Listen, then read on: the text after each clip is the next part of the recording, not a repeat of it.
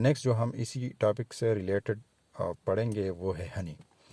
तो हनी जो है ना क्या चीज़ होती है, इसके सिनोनिम्स जो है, जो लोकल नेम है प्यूरिफाइड हनी भी इसको कहा जाता है, उर्दू में इसको शहद कहा जाता है, पश्तो में शाद कहा जाता है या गबीन, और इसी तरह हिंदी में इसको मधु कहा जाता है। ठीक है जी।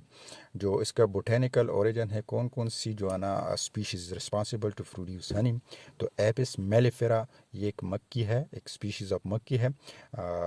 इसी तरह एपिस डोरसेटा, एपिस फ्लोरिया, एपिस एंडिका, ये species actually these species of bees are responsible to produce honeys। सही है। फैमिलीज़ की एपिडाई है। Geographical source mostly Africa, India, Jamaica, Australia, California, chilli, great Britain, New Zealand and Pakistan. और पाकिस्तान में मोस्टली मुल्तान और Kashmir is famous for Honey. जो हनी होता है इसके लिए जो ना हनी प्रोडक्शन के लिए ये मुल्तान और कश्मीर फेमस है, पाकिस्तान में फेमस है। ठीक है जी। इसकी जो प्रिपरेशन होती हैं किस तरह होते हैं कि जो फ्लावर्स होते हैं उसके अंदर जो नेक्टर्स होती हैं, जब बीज इसको सक करती हैं तो ये कन्वर्ट इनटू इन्वर्ट शुगर। अब इस जो नेक्टर है ये कन्वर्ट होगा किस चीज़ में, इन्वर्ट शुगर में, और ये स्टोर होगा एब्डोमेन ऑफ द बी, जो एपिस है इसके एब्डोमेन में, जिसमें हनी सेक होता है, वहाँ पर क्या होगा, वहाँ पर ये जमा होना शुरू हो जाएंगे, डिपॉजिट होना शुरू हो जाएगा। अब जब ये बीज जो है ना हनी कम पे बैठती है तो वहाँ पर एक्सेस ऑफ जो इसके फूड के अलावा है, मतलब कुछ ना कुछ हद तक जो है ना ये मक्खियाँ जो है ना ये ख़ुद अपने फूड के लिए इस्तेमाल करती है। जब उससे ज़्यादा हो जाती है तो वो हनी कम पे डिपॉजिट करती है, और फिर हम उस पे से जो है ना उससे किस तरह कलेक्ट करेंगे, उसको उसके नीचे जो है ना हम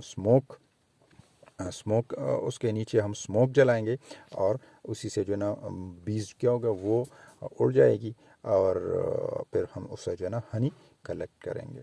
इसकी करेक्टरिस्टिक क्या है, pale yellow to reddish brown viscid fluid होती है, प्लीजेंट इसका टेस्ट होता है, और करेक्टरिस्टिक इसका ऑर्डर होता है, स्वीट टेस्ट होती है, स्लाइटली एक्रेट टेस्ट होता है। जो प्योर हनी होता है स्लाइटली एक्रेट एंड टेस्ट होती है। ठीक है जी। इसी तरह जब ये on prolong storage it usually turn opaque and granular due to the crystallization of the dextrose and is term as granulated honey. अगर प्रोलॉन्ग टाइम के लिए आप इसको जो है ना वैसे ही पड़ा रहने दे तो इसके नीचे जो है ना आपको एक तेसा नज़र आएगी, ओपेक ग्रेनुलर स्ट्रक्चर नज़र आएगी। ये एक्चुअली यहाँ पर जो डेक्सट्रोज होती है, सही, वो क्रिस्टलाइजर होते हैं और वो नीचे तह पे जो है ना जम जाता है, तो इसको हम ग्रेनुलेटेड हनी कहते हैं। आजकल जो है ना bees are commonly kept in Europe, the America, Africa and Asia. At least 300,000 tons of honey is produced annually। ठीक है जी। अभी केमिकल कंसिस्टेंस की कौन कौन से, मॉइस्चर, इसमें जो वाटर कंटेंट है हनी में ये 14 से लेकर 25% तक होती है। डेक्सट्रोज की जो कंटेंट होती है, कॉन्सेंट्रेशन हनी में होता है वो 23 से लेकर 36% तक होती है। इसी तरह ल्यूलोज या फ्रुक्टोज की जो परसेंटेज है वो 30 से लेके 47% तक इसमें फ्रुक्टोज होता है। सक्रोज की मकदार इसमें थोड़ा सा कम है, तकरीबन 0.4 से लेके 6% तक। अगर इसकी एवरेज निकालें तो तकरीबन 3% तक जो है ना इसमें सक्रोज होती है।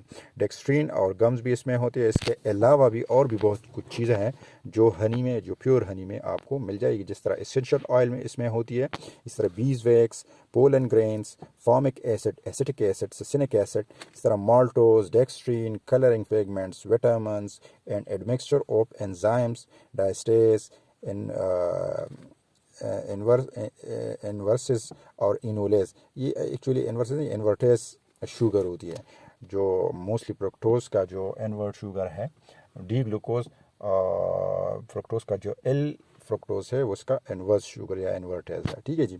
इसकी यूज हम करते हैं, एज ए लेक्सेटिव यूज़ कर सकते हैं, एज ए बैक्टीरिसाइडल यूज़ कर सकते हैं, सेडेटिव यूज़ कर सकते हैं, एंटी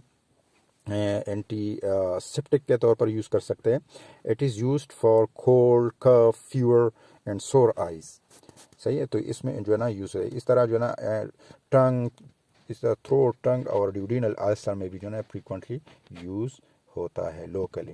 सही, ट्रेडिशनल यूज़ के तौर पर यहाँ पर जो है ना यूज़ होता है। इसी तरह हमारे पास जो लीवर डिसऑर्डर्स हैं, जो लीवर डिसऑर्डर है, किडनी और अदर यूरिनरी डिसऑर्डर्स हैं, इसी तरह फॉर्मुलर ट्यूबरकुलोसिस, मरमरासिस, मरासमस और रिकेट्स, स्कर्वी और इंसोम्निया वगैरह में भी जो है ना यूज़ होता है। Honey is an important ingredient of certain lotion. इस तरह कॉस्मेटोलॉजी में लोशन, कॉस्मेटिक, सोप्स और क्रीम में भी इसकी फ्रीक्वेंटली यूज़ होती है। इसकी एडल्ट्रेशन क्या है? मोस्टली एडल्ट्रेशन में इसका जो केन शुगर सिरप है वो यूज़ होता है। आर्टिफिशियल इन्वर्ट शुगर भी यूज़ होता है एज ए एडल्ट्रेंट हनी में, और केन शुगर भी यूज़ होता है। तो इन चीज़ों को अवॉइड करना चाहिए इनकी एडल्ट्रेशन में। ठीक है जी।